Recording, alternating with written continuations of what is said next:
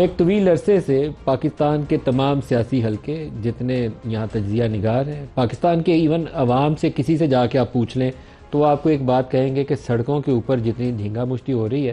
اس کا بہت مناسب طریقہ یہ ہوگا کہ ہمارے جو پولیٹیکل لیڈرز ہیں آپس میں بیٹھیں اور ان مسائل کا ایک حل ڈھونڈیں اور پاکستان آگے بڑھ جائے۔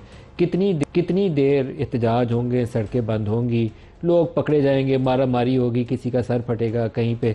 کنٹینرز لگے ہوں گے، کہیں پہ رستے بلاک کیے جائیں گے، لیکن یہ سلسلہ آگے بڑھتا نہیں تھا۔ کبھی ایک شرط، کبھی ایک ناراض، کبھی دوسرا ناراض، ایک راضی ہوا تو دوسرا اڑ گیا، پہلا راضی ہوا تو وہ دوسرے والا اڑ گیا، یہ سلسلہ آگے چلتا ہی نہیں تھا۔ لیکن آخر کار ایک ایسی سٹیج آئی ہے جس میں پاکستان تحریک انصاف کی طرف سے بھی کہا گیا کہ ہم نے کمیٹی بنا دی ہے، بات چیت کریں گے، اور دوسری طرف سے حکومت نے بھی اس کے اوپر رضامندی کا اظہار کیا۔ اسپیکر قومی اسمبلی ایاز صادق صاحب، جن کا آفس جو ہے اس کا سب سے بڑا احترام ہے، پورے آفس کے کسٹوڈین کے طور پر وہ وہاں بیٹھتے ہیں اور دونوں اطراف کو، ایک طرف حکومت کو اور دوسری طرف اپوزیشن کو لے کر انہوں نے ساتھ چلنا ہے۔ ان کا بیانیہ آ جانا کہ آئیے دونوں میرے آفس میں بیٹھیے، میرے گھر بیٹھیے، میرے دفتر کو استعمال کریے اور اس بات چیت کے سلسلے کو شروع کریے، تو سب سے پہلی ایک پازیٹیو انڈیکیشن ہے، کیونکہ ان کا اپنا تعلق جو ہے وہ حکمراں جماعت پاکستان مسلم لیگ نواز سے۔ وہ پہلے انہی کا سٹیٹمنٹ سن لیں، پھر آپ آج کے پروگرام کو آگے بڑھاتے ہیں۔ دکھائیے گا جی۔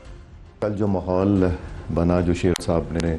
بات کی، جو خواجہ آصف صاحب نے بات کی، رانا ثناء اللہ صاحب نے بات کی، اسپیکر کا جو دفتر ہے سب کا دفتر ہوتا ہے، اسپیکر کا گھر ہے وہ سب کا، ٹریجری اور اپوزیشن کا ہوتا ہے۔ اسپیکر کے دروازے ہر وقت اپنے ممبران کے لیے کھلے ہوتے ہیں۔ اسپیکر کا دفتر، اسپیکر کا گھر 24 گھنٹے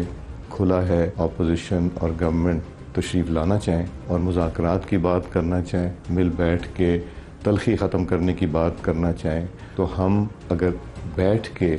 یہ بات کرنا چاہیں، اسپیکر کا دفتر ہے، کوئی کمی نہیں آنے دوں گا۔ اور میرے لیے قابل احترام ہے میرے ممبران، چاہے وہ ٹریجری کے ہیں چاہے وہ اپوزیشن کے ہیں۔